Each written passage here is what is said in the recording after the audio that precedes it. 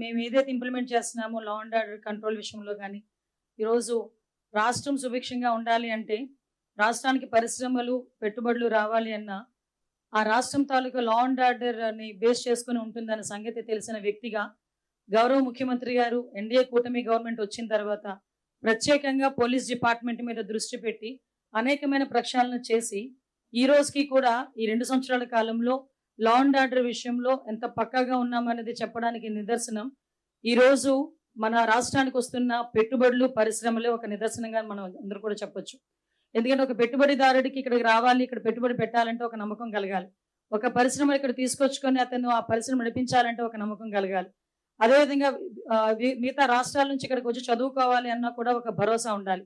వీటన్నిటికీ కూడా ప్రధాన బేస్ ఏదంటే పోలీస్ డిపార్ట్మెంట్ తాలూకా వ్యవహార శైలి, at the same time law and order implementation. Last 5 సంవత్సరాలు అంటే 2019 నుంచి 24 వరకు పోలీస్ డిపార్ట్మెంట్ అంటే ఎలా అయిపోయిందంటే ఏదో ప్రతిపక్షాలు ఇళ్ల దగ్గర కాపలా కాయడానికో, లేకపోతే ఎక్స్ సీఎం వెళ్ళేటప్పుడు పరదాలు కట్టడానికి పరదాలు పట్టుకుని నుంచోడానికో, లేకపోతే అక్రమ అరెస్టులు చేయటానికో, లేకపోతే వాళ్ళు ఏం చెప్తే అది చేయటానికి తప్పించి వాళ్ళకి స్వయంగా వాళ్ళ చిత్తశుద్ధితో వాళ్ళు వేసుకున్న కాకి చొక్కాకి గౌరవం ఇచ్చేటట్టు పనిచేసే పరిస్థితి కనిపించలేదు. కానీ మేము ఎన్డీఏ కూటమి గవర్నమెంట్ అధికారంలోకి వచ్చిన తర్వాత అటువంటి విధ్వంస పాలనకి చరమగీతం పాడాలి. పోలీస్ డిపార్ట్మెంట్ వాళ్ళు ప్రజలకి సేవ చేయాలి, ప్రజలకి న్యాయం చేయాలి. పోలీస్ డిపార్ట్మెంట్ అంటే అదొక పవర్ కాదు, పోలీస్ డిపార్ట్మెంట్ అంటే ఒక రెస్పాన్సిబిలిటీ, పోలీస్ డిపార్ట్మెంట్ అంటే ఒక రెస్పెక్ట్ అన్న ఉద్దేశంతో ఈరోజు మా పోలీస్ డిపార్ట్మెంట్ వాళ్ళు పనిచేస్తున్న తీరుకి నేను ఈ 2 సంవత్సరాల కాలంలో చేసిన ఈ పనితీరుకి నేను ఈ వేదిక మీద వాళ్ళందరినీ కూడా అభినందిస్తున్నా. ఎందుకంటే ఇది మాకు ఒక జవాబుదారీతనం. ఈ రోజు 2 సంవత్సరాల తర్వాత మేము వచ్చి ఇది చేసామని చెప్పడానికి ఏ నాయకుడికైనా దమ్ము ఉండాలి. ఈ రోజు 2 సంవత్సరాల పరిపాలనా కాలంలో ప్రతి శాఖ మంత్రి కూడా వచ్చి ఈ రోజు మేము మా డిపార్ట్మెంట్ లో ఇది చేసామని చెప్పి గర్వంగా చెప్పగలుగుతున్నాము అంటే గవర్నమెంట్ కి ఈ రోజు పబ్లిక్ మీద ఉన్న చిత్తశుద్ధి మీకు ఎలా ఉంటుందో మీ అందరికీ కూడా అర్థం అవ్వాలి. ఈ రోజు మనందరికీ తెలుసు యాక్చువల్ గా పోలీస్ డిపార్ట్మెంట్ కి సంబంధించి ఈ రోజు ఎన్డీఏ కూటమి గవర్నమెంట్ వచ్చిన తర్వాత దగ్గర మనం ఒకసారి మీకు పవర్ పాయింట్ ప్రెజెంటేషన్ కూడా ఉంది, ఒకసారి చూస్తే కనుక మన వాళ్ళు ఒకసారి పెట్టారా, పవర్ పాయింట్ పెట్టారా, ఒకసారి చూసుకోండి. ఒకసారి బేస్ చేసుకుంటే ఈ రోజు మనకి సంబంధించి నేరాల సంఖ్య అంటే క్రైమ్ రేటు సుమారుగా 14.1% తగ్గింది ఈరోజు క్రైమ్ రేట్. అంటే ఓవరాల్ గా 2022 నుంచి 24 వరకు నుంచి 2024 నుంచి 26 వరకు చూసుకుంటే దగ్గర 34,014 కేసులు తగ్గాయి. అంటే ఈ రోజు ఈ క్రైమ్ రేట్ తగ్గింది అని చెప్పడానికి ఇది ఒక ఉదాహరణ కింద మనం కూడా చెప్పొచ్చు. చాలా మంది చాలా రకాలుగా మాట్లాడతారు, కానీ ఈ రోజు మా డిపార్ట్మెంట్ చేస్తున్న ఇన్వెస్టిగేషన్ పరిస్థితి కానీ, లేకపోతే ఈ రోజు సీసీటీవీ కెమెరాస్ ద్వారా ఒక ఇన్విజిబుల్ పోలీసింగ్ చేయటం కానీ, డ్రోన్స్ ను ఉపయోగించి టెక్నాలజీ బేస్ చేసుకొని ఈ రోజు చేస్తున్న పోలీసింగ్ కానీ, ఇన్విజిబుల్ పోలీసింగ్ కానీ, విజిబుల్ పోలీసింగ్ కానీ ఈ రోజు ప్రత్యక్షంగా ఈ 14% తగ్గేదానికి, క్రైమ్ రేట్ తగ్గేదానికి ఈ రోజు ఉపయోగపడ్డాయని చెప్పడానికి నిజంగా మేమందరం కూడా గర్వపడాలి.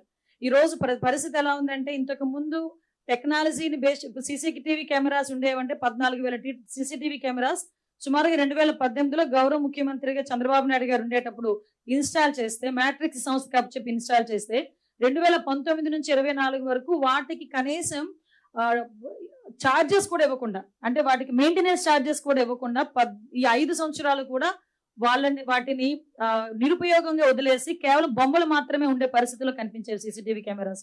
మళ్ళీ అగైన్ 2024లో ఎన్డీఏ కూటమి గవర్నమెంట్ వచ్చిన తర్వాత ప్రత్యేకంగా సీసీటీవీ కెమెరాస్ మీద దృష్టి పెట్టి వాటిని అన్నింటినీ కూడా మేము రినోవేట్ చేయడమే కాకుండా అగైన్ పబ్లిక్ పార్టిసిపేషన్ తో ఇప్పుడు విజయవాడ కమిషనర్ లాంటి కమిషనరేట్ లో ప్రతి నియోజకవర్గంలోని కూడా అన్ని విలేజెస్ లో కూడా సీసీటీవీ కెమెరాస్ పెట్టుకునే పరిస్థితికి ఈరోజు తీసుకొచ్చాం.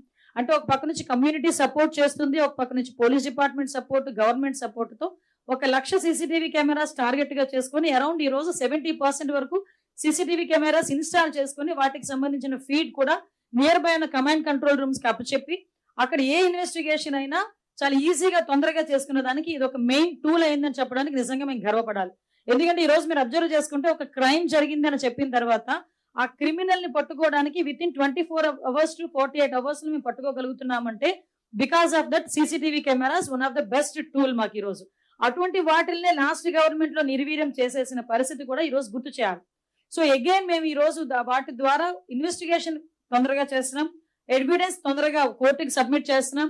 ఆఖరికి కన్విక్షన్ రేట్స్ కూడా చాలా ఎక్కువగా పెరిగాయని చెప్పడానికి ఈ రోజు నేను హ్యాపీ ఫీల్ అవుతున్నాను. అట్ ద సేమ్ టైం మన అందరికీ తెలుసు మహిళా రక్షణ అన్నది చాలా పెద్ద ప్రయారిటీ. ఈ రోజు ఎక్కడైనా మహిళ రక్షణగా ఉంటే గనక మనం గాంధీ గారి దగ్గర నుంచి మనం మొదలు పెట్టుకుంటాం. అర్ధరాత్రి 12 గంటలకి ఆయుధ ఒంటరిగా నడిచిన రోజే నిజమైన స్వతంత్రం వచ్చినట్టు అని. ఆ రోజు నుంచి ఈ రోజు వరకు కూడా మహిళా భద్రత మీద సపరేట్ గా అంటే ఒక ప్రత్యేకమైన దృష్టి ప్రతి గవర్నమెంట్ ఏ రాష్ట్రంలో ఉన్నా ప్రతి గవర్నమెంట్ పెట్టాల్సిన అవసరం ఉంది. దురదృష్టవశాస్తు లాస్ట్ గవర్నమెంట్ లో దిశ అని చెప్పి ఒక అంటే ఒక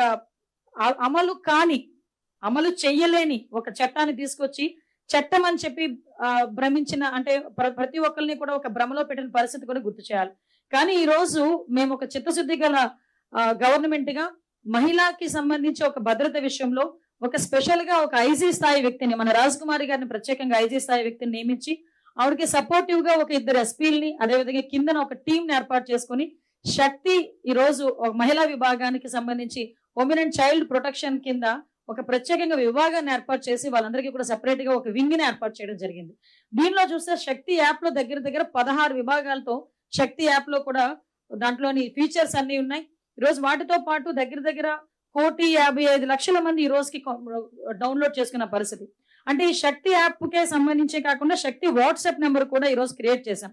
అంటే చాలా మంది ఈ శక్తి యాప్ ని డౌన్లోడ్ చేసుకోవటం ఒకవేళ ఇన్ కేసు యూసేజ్ చేయటం వాళ్ళకి ఏమైనా ఇబ్బంది అయితే గనక వాళ్ళు డైరెక్ట్ గా 7553485111 నెంబర్ కి శక్తి వాట్సాప్ నెంబర్ కి డైరెక్ట్ గా కనుక వాళ్ళు ఒక మెసేజ్ పంపించినా ఒక వీడియో పంపించినా వాళ్ళు ఏదైనా ఇబ్బందుల్లో ఉండి ఒక చిన్న వాయిస్ మెసేజ్ పంపించినా కూడా ఇమ్మీడియట్ గా మేము రెస్పాండ్ అయ్యే పరిస్థితి కూడా కనిపిస్తా ఉంది. దానిలో భాగంగానే ఈ రోజు చూసుకుంటే ఈ మనకి SOS నుంచి 11,13,000 కాల్స్ వచ్చినాయి. అట్ ద సేమ్ టైం 112 సేవల ద్వారా 1.26 lakhs అత్యవసర కాల్స్ కూడా స్వీకరించబడినాయండి. వీటితో పాటు ఆపరేషన్ ట్రేస్ ఈ మహిళా విభాగం ప్రత్యేకంగా ప్రెస్టేజియస్ గా తీసుకుని ఆపరేషన్ ట్రేస్ అని చెప్పి ఒక ప్రత్యేకంగా ఒక డ్రైవ్ ని ఏర్పాటు చేసుకుని మా డీసీపీ గారి ఆధ్వర్యంలో ఒక డ్రైవ్ ని ఏర్పాటు చేసుకుని దగ్గర 8,396 మందిని విజయవంతంగా మేము గుర్తించి వాళ్ళ ఇళ్ళకి చేర్చడం జరిగింది. అంటే ఇందులో చిన్నారులు ఉన్నారు, ఇందులో పెద్దవాళ్ళు ఉన్నారు.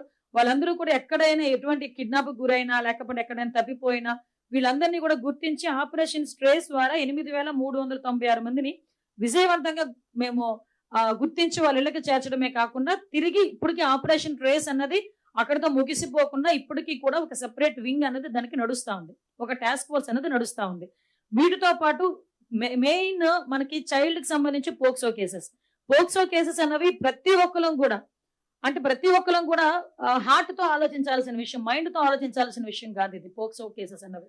ఎందుకంటే ఒక చిన్నారుల మీద జరిగే అఘాయిత్యాల గురించి మనం మాట్లాడుకుంటే అసలు చిన్న పిల్ల చంటి పిల్ల 2 సంవత్సరాల మీద 6 సంవత్సరాలు 9 సంవత్సరాలు 11 సంవత్సరాలు ఇలాంటి ఆడబిడ్డల మీద జరుగుతున్న అఘాయిత్యాలకు ఎక్కడొకటి ఫుల్ స్టాప్ పెట్టాలి.